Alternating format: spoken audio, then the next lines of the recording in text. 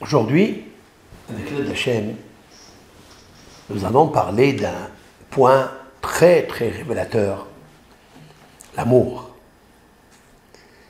Vous savez très bien que le sommeil est tellement profond, il est tellement un grand cadeau de Dieu.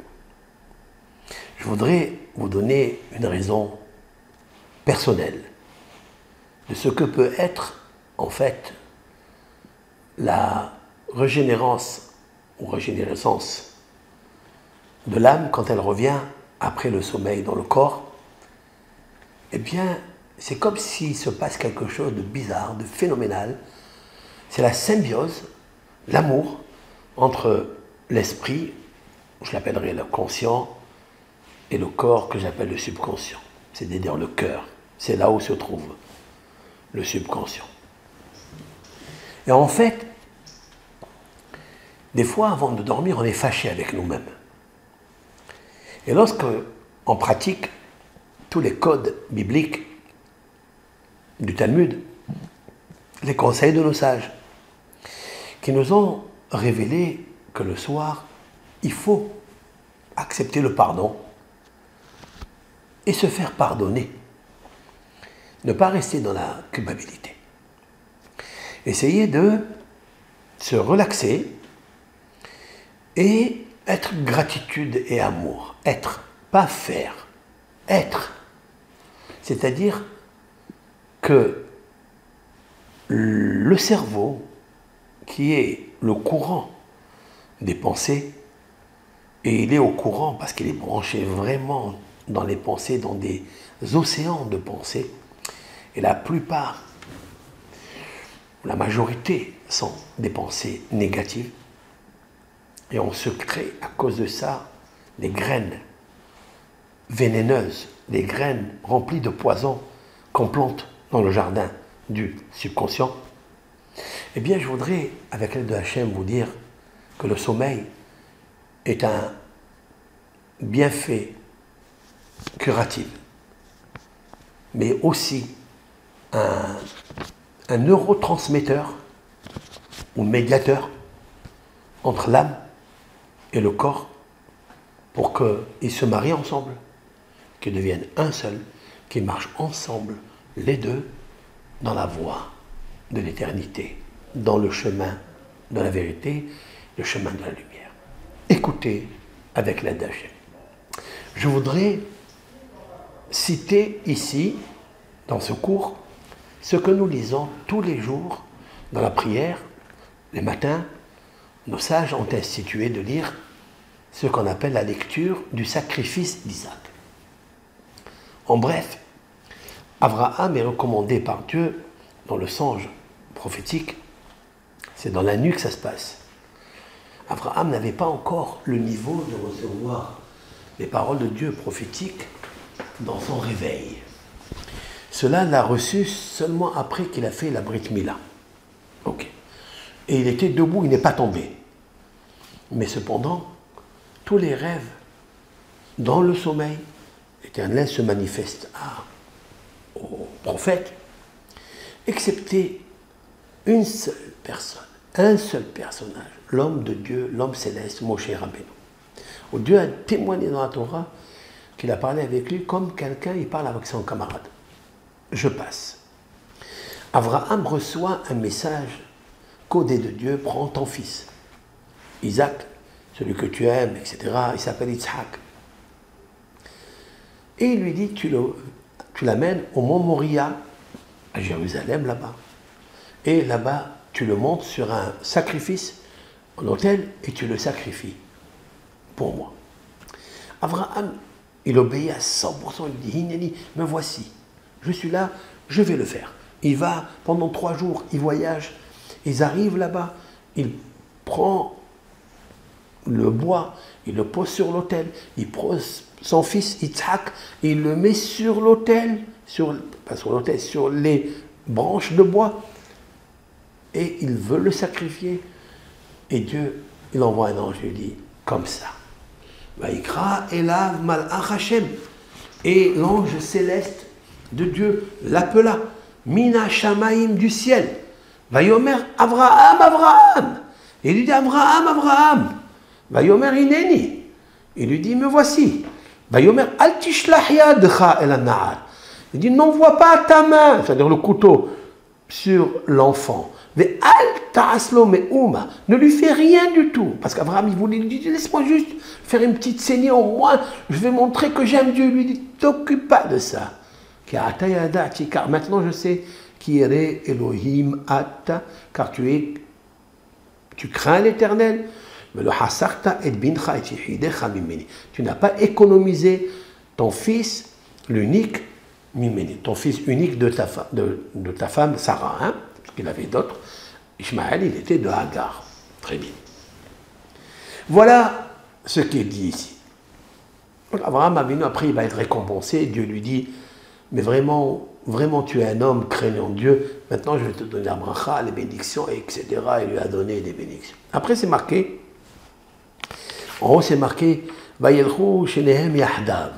Et les deux, Yitzhak et Abraham, ils sont partis à Be'er Shava. Vayakumu vayelchou yahdav, à la fin de la Hakeda, de ce passage, c'est écrit dans la Genèse, Vayakumu, ils se sont levés, Vayelchou yahdav, ils sont allés ensemble, El Be'er Shava, dans la ville de Be'er Shava.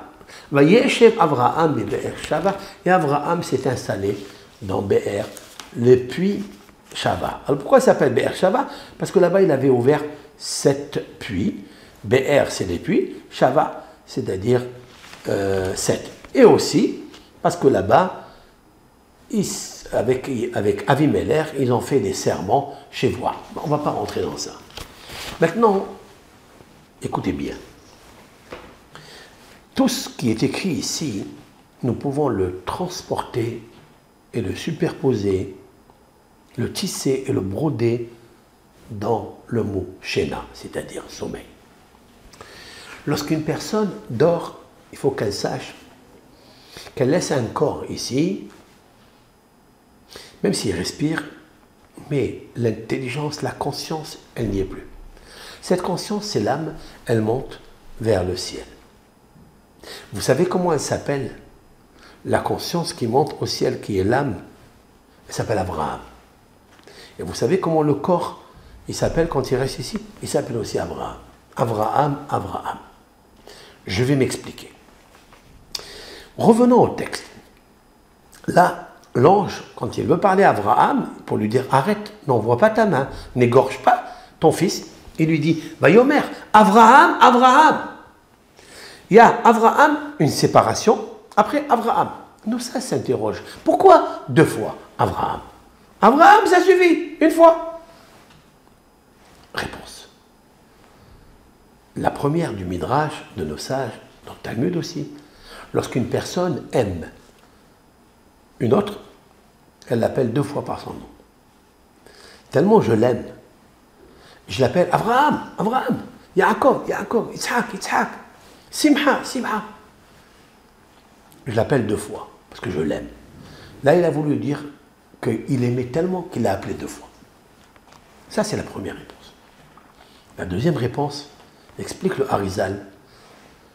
Et c'est un Zohar HaKadosh. Il y a plusieurs personnages, 4, 5, dans la Bible, que lorsque Daniel parle avec eux, il parle avec eux en les citant 2 fois. Yaakov, Yaakov, Abraham, Abraham. Pourquoi? Il y a ce qu'on appelle le Mazal. Le Mazal, c'est-à-dire l'ange protecteur de tout homme, qui se trouve en haut dans son faisceau lumineux. C'est lui son représentant. C'est lui qui lui révèle des choses. Et il y a le Abraham d'en bas. Abraham en haut, c'est la Neshama qui est au-dessus. Et Abraham en bas, c'est l'esprit, la conscience, la superconscience, qui est en bas, qui est associée au corps, comme nous sommes.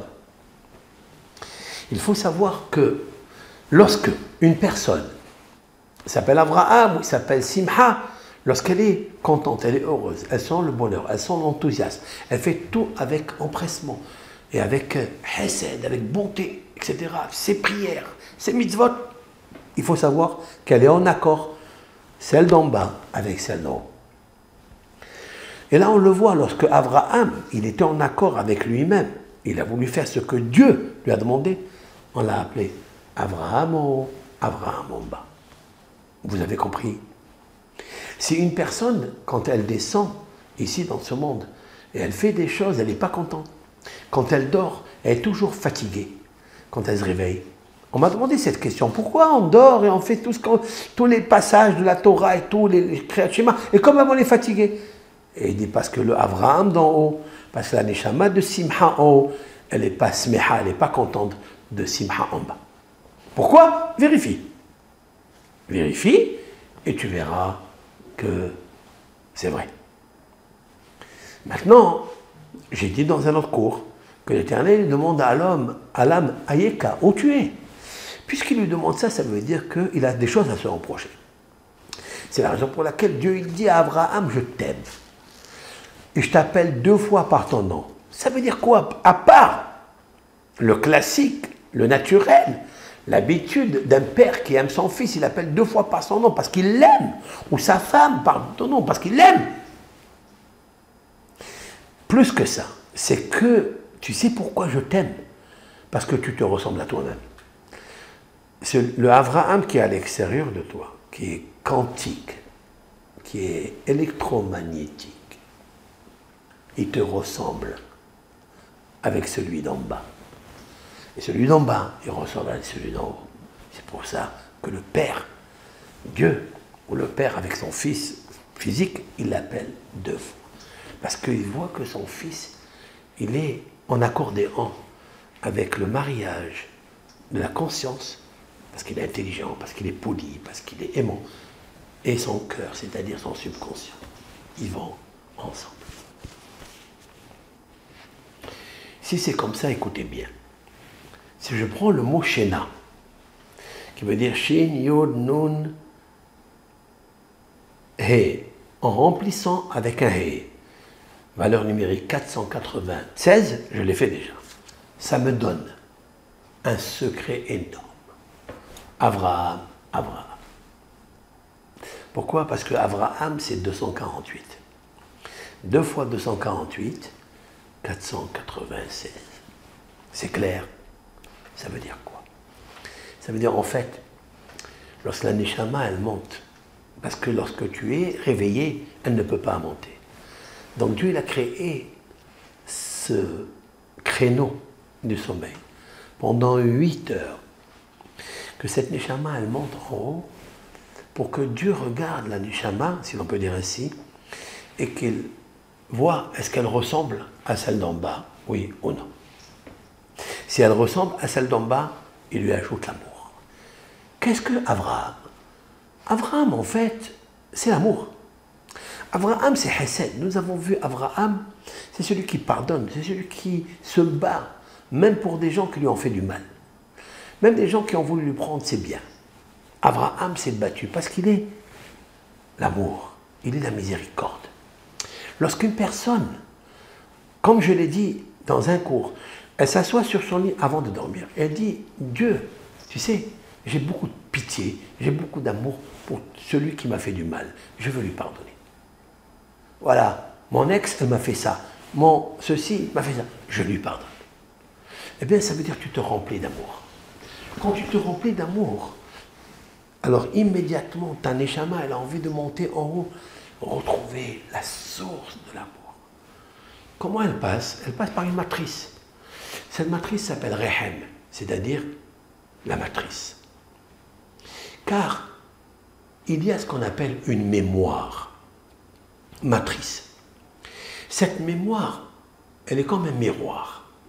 Et ce miroir de la Neshama d'en haut qui s'appelle Avraham, eh bien, elle reflète le miroir, mémoire, qui est en bas, le Avraham d'en bas.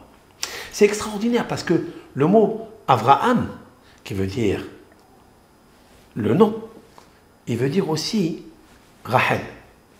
Parce que la valeur numérique, c'est 248. Et Rahel, qui veut dire pitié, c'est 248. Et Rehem, qui veut dire la matrice, là où grandit un bébé, là où l'embryon pousse et fait un bel homme etc., eh bien, il s'appelle Rehem. Et tout ça vient par quoi? Par l'amour de papa, de maman, par l'amour du conjoint, par l'amour que Dieu a installé en nous. Eh bien, tout cela, il se passe ce miroir, mémoire, dans la matrice de la Neshama. Alors, c'est extraordinaire. Shena, 496. Avraham, 496. C'est magnifique. C'est extraordinaire. Et alors, lorsque le matin, elle revient boostée d'amour. Elle dit Hachem, merci, Barak. Qu'est-ce qui se passe? Le corps, c'est-à-dire le subconscient, le cœur, le subconscient, qui a enregistré beaucoup de choses, maintenant il est rempli d'amour.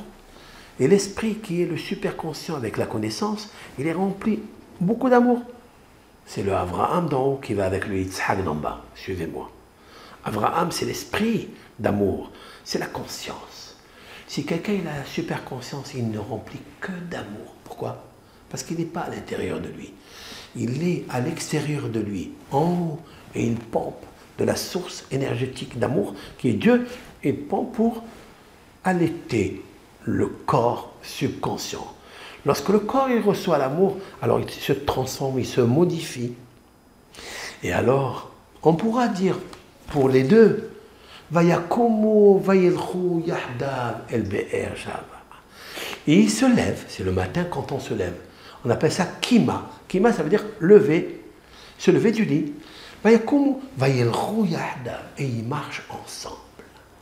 Waouh! C'est le superconscient ou le conscient.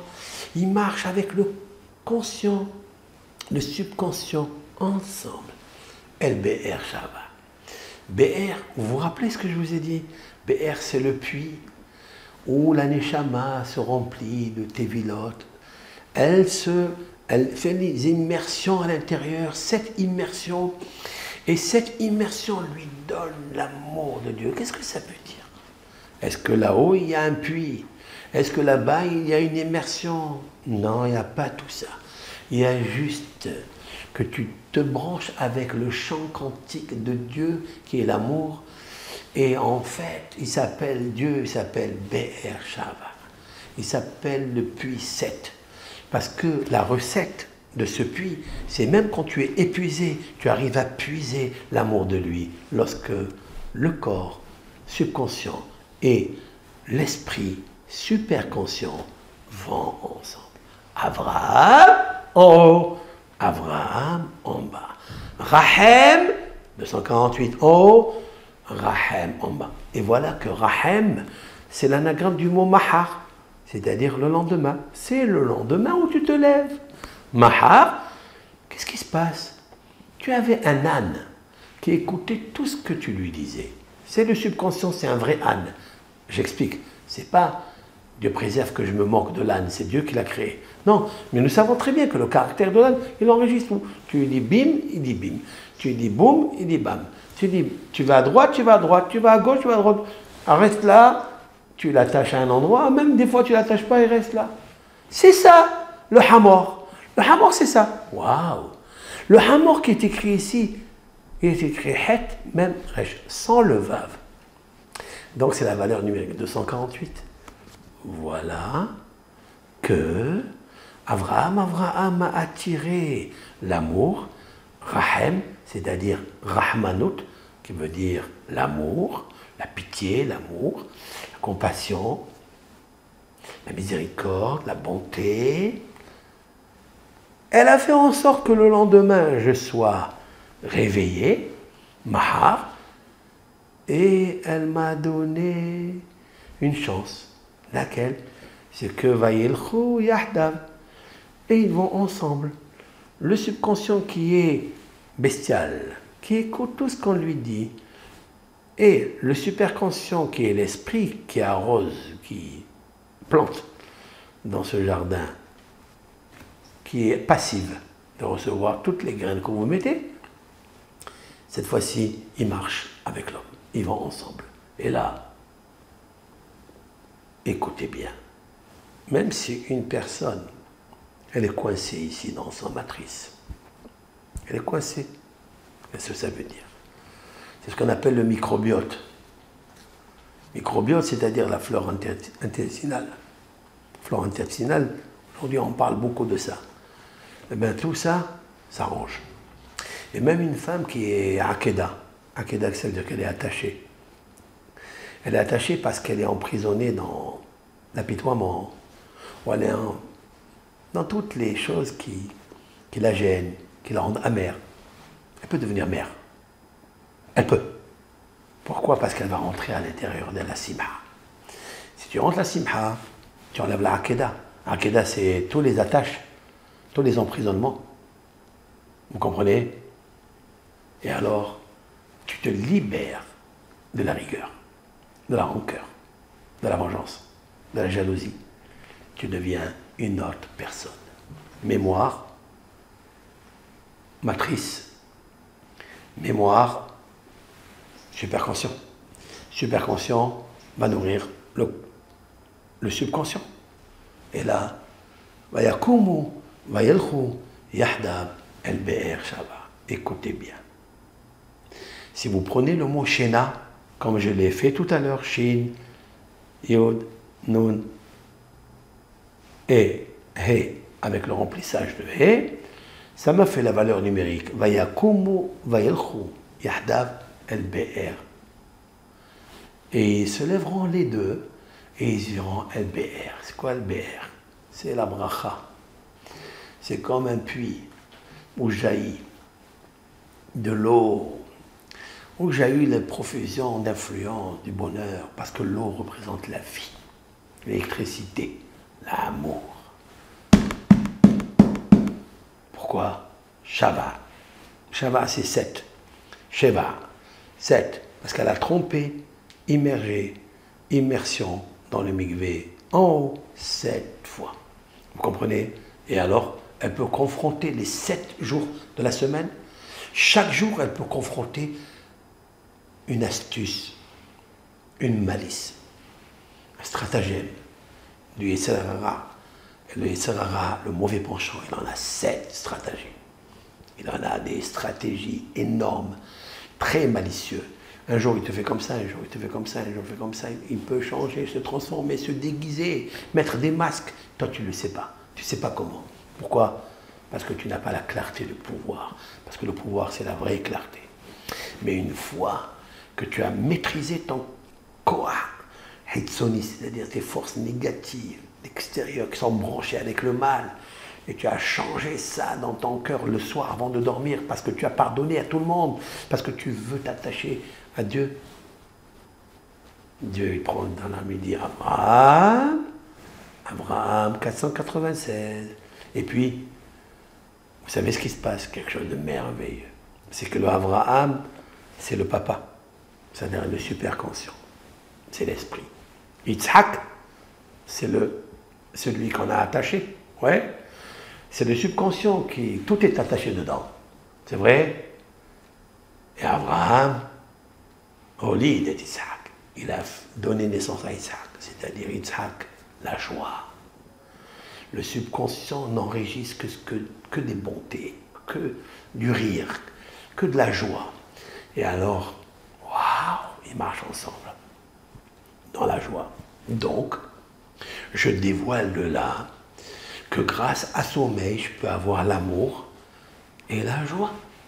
Je peux m'appeler Avraham, qui veut dire Rahem, qui veut dire l'amour, et je peux aussi obtenir le Yitzhak, c'est-à-dire Sehok, c'est le rire, c'est la joie, l'allégresse, vous comprenez? Et alors, qu'est-ce qui se passera dans tout ça? Une seule chose.